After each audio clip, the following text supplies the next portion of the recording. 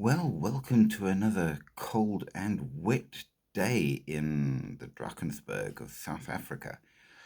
We're talking survival, and it occurred to me that if we're going to start this off properly and really talk about civilian survival as such, we need to define what survival is for a civilian. And the version I've gone with, which makes most sense to me, is survival is a situation wherein if you do absolutely nothing, you will probably die. Now, there is a number of reasons for this definition, and I think the most important one, which separates it from military survival, is based in the fact that for a civilian, we do not undergo the kind of training that a professional soldier does.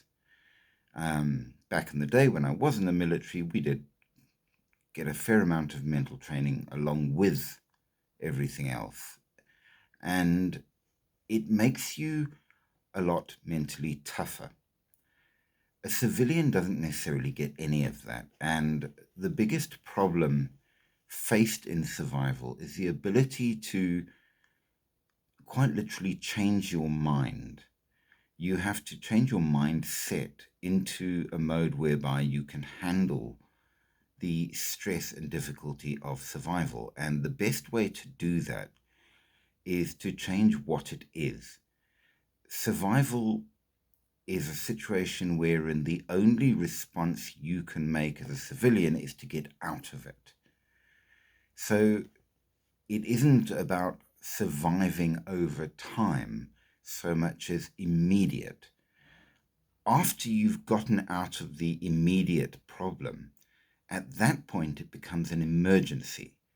And while it might still be dangerous and even life-threatening, it's quite possible, if you approach it right, to deal with an emergency. We deal with emergencies in a small way all the time. So it's not as scary, it's not as mentally debilitating if you view it as an emergency situation, not as survival. So for me, survival for a civilian shouldn't last longer than at most half an hour. If you can manage that and get out of what is the immediate threat, you can then start thinking about dealing with the greater danger if there is any. So an example would be you're at work, you're in your office, and suddenly somebody runs in and says, "Hey, the building's on fire." There is only one response. You need to get out of the building.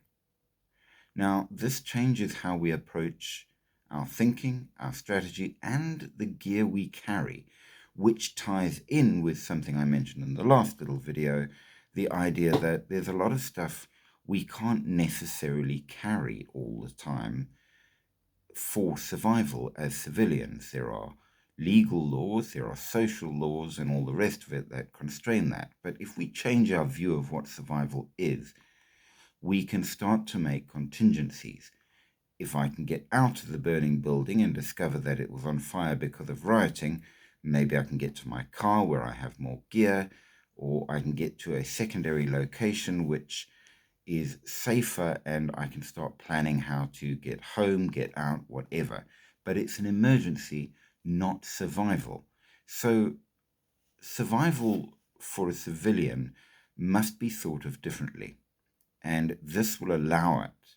It will give us the ability to change our view on what we're doing and hopefully take charge of the situation.